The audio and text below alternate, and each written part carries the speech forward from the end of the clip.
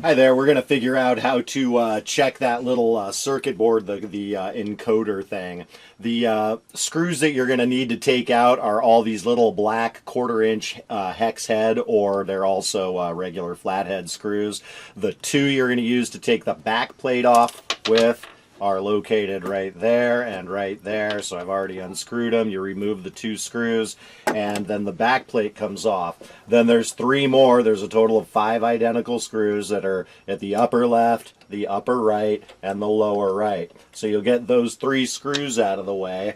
And then before you start taking the front cover off, take your 9-volt lead and get it, because you're going to kind of have to fish it through back up over here so that you can take this thing apart enough and look at it. All right. Now right here's the connector for the encoder, and that comes off, and then it is hardwired, and I don't know if I'll be able. It is hardwired to the board. I kind of doubt you're going to be able to see that. There are 3 wires that are going into the circuit board. The one on the far right hand is hardwired to the board. You can't attach it there. So you're mostly just making sure, first of all, of 2 things: that this thing is seated properly into this little unit, which, as you can see, because I just took it out, it also comes out. But there's your male and there's your female, and those need to be in there the correct way, joined properly. And then also there's a little black tab here. You pull the black tab out, and there's that little tab right there. If you push that down, then you can take the whole little circuit board out.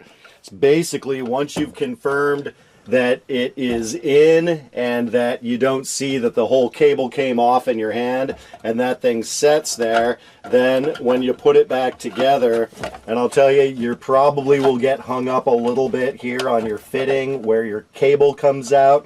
You have to just look at it and see how it goes and fits back together like that, so that it's a tight, positive feel. You have to be looking over here when you're putting the thing back in.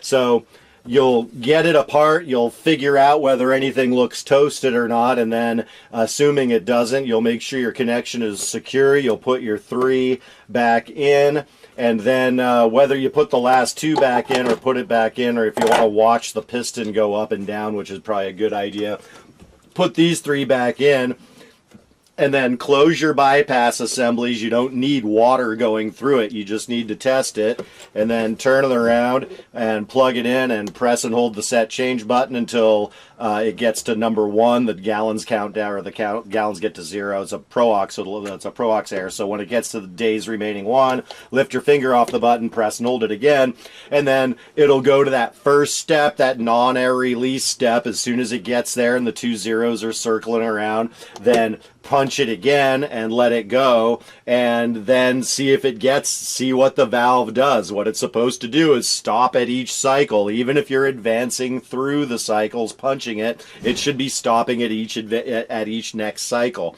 If it does that once, then and it doesn't, and you don't get the error code 3, then go ahead and open the inlet and outlet and go ahead and do another backwash, and this time let it run the whole thing, and then come back after 25 minutes and check it, make sure it's shut off.